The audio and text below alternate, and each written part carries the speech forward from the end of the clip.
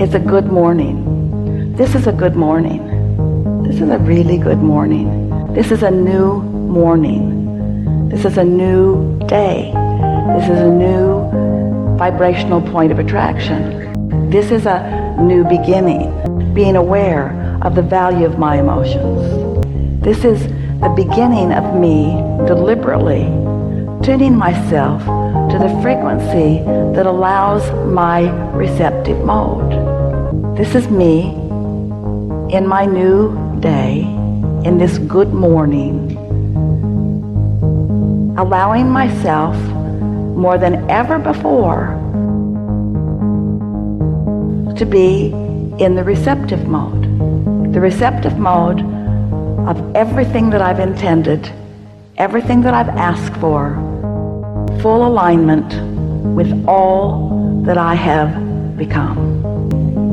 This is a new beginning for me. I know that I am an extension of source energy, and I know that I've come into this physical time-space reality with purpose. I embrace the contrast that comes today, and I keep it in perspective because I understand that it's not me leaving my path, and all day I will be keenly aware of the way I feel. I expect that in this day I will feel good all day long. Good within contrast because I understand it. Good with my deliberate attention of focus because I understand that. Better today than ever before because I'm consciously setting forth my intentions at the beginning of this day. Today I intend to feel exhilaration about things not yet manifested because I understand the reality of them. I now get what true faith is. I get what true belief is. It's an understanding of the way the universe works.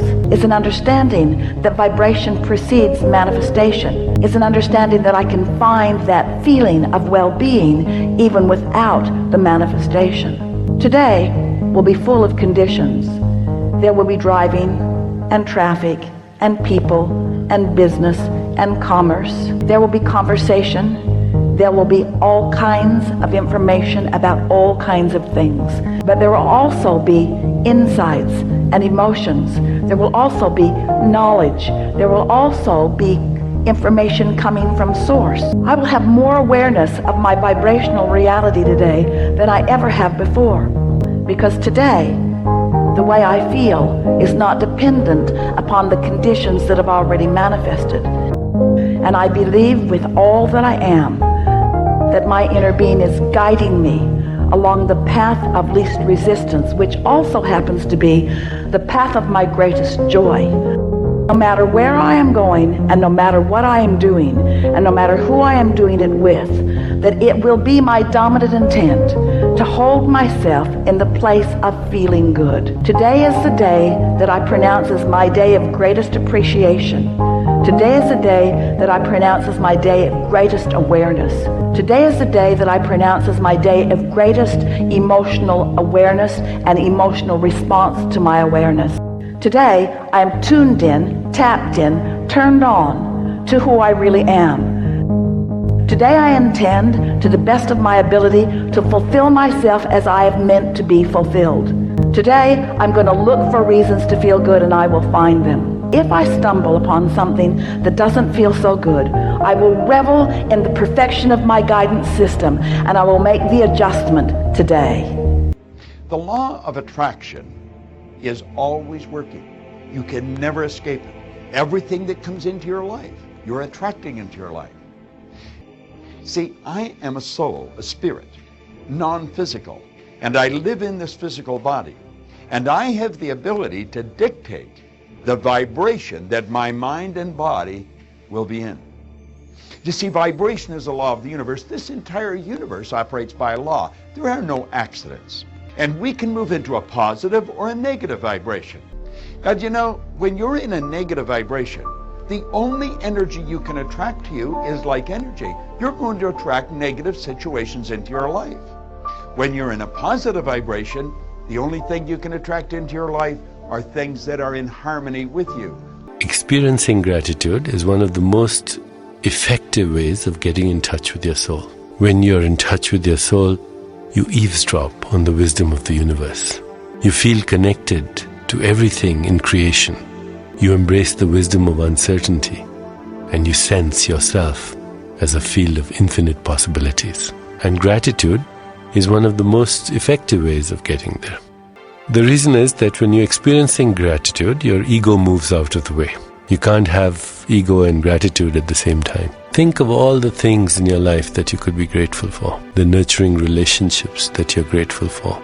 The material things that you have in your life right now that you're grateful for. The love and connection that you have with very special beings. Your body, your mind, that allows you to really understand yourself and everything around you. And as you experience that, experience the warmth that gratitude brings into your heart. The love and the compassion and the understanding that gratitude brings into your heart. Most of us are not, don't allow ourselves the freedom to listen to those internal callings. Those things that we all feel are just so important to us. Burning desire, something that we call light, something that we call the impersonal part of us that is always directing us, and it's always directing you as well. You're listening to it sometimes. Most of the time we ignore it. We go with all of the reasons why we can't fulfill a destiny that we know is ours, that we signed up for, that we're here for in this infinite universe, that who we are is not this physical body that we're in that is here for a moment and gone. Who we are is this infinite intelligence, and we forget that. The same intelligence that created this infinite universe that never ends is you. You manifested in this infinite, divine, organizing intelligence. You're a part of all of it. We know that we have a purpose. You already know that you have a purpose. The idea that you can't do it or that you shouldn't do it or that if the doors of perception were cleansed, everything would appear to man as it is, infinite. For man has closed himself up till he sees all things through narrow chinks of his cavern, by William Blake. We would begin to see there are things that are known and there are things that are unknown, and in between are the doors. The laws of the material world do not apply in the presence of the God realized. The majority of men and women are not living life as it was intended at all. Not 1 in a million feels the freedom to live what he inwardly feels he should live. He has come under the world's opinion of himself, and this opinion is what he obeys rather than the laws of his own being. He lives under the delusion that he is a mere human being living in a merely material world and only hopes to escape it when he dies and goes to what he calls heaven. This is not the determination intended in the plan and purpose of life. Obedience to one's inner nature, the expression of life as he instinctively feels it ought to be expressed, is the very foundation of the life which the masters reveal as the only true mode of living. You are not this body that you're in, this body that comes and goes. You are the invisible, divine intelligence within. The moment you become free from the belief that you are mere human beings, subject to human laws of life and death and the limitations which human beings have imposed, that moment you will see that you are free from all human limitations and may become sons of God, if you will. The moment you realize that you are divine, that you are free from all limitations and possessed of the strength of divinity, and you know that this divinity is the place where being comes most directly in contact with God, man is then beginning to see and know that this divinity is not something to be injected into each other from without. He is beginning to know that it is the very life of each and every person, your essence, the light within you. I am light.